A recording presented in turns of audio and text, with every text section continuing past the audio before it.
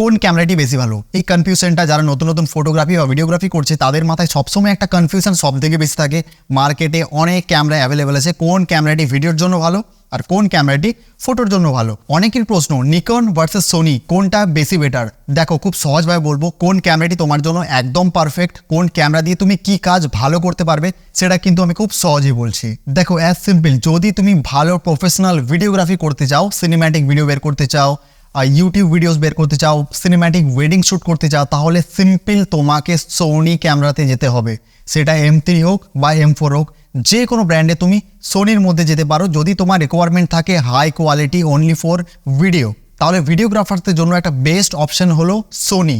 এবার Nikon camera কারা কারা ইউজ করবে। দেখো যদি তোমার রিকোয়ারমেন্ট থাকে শুধুমাত্র ভালো ফটোগ্রাফি, তো নিকন Z5 একটা বেস্ট ক্যামেরা।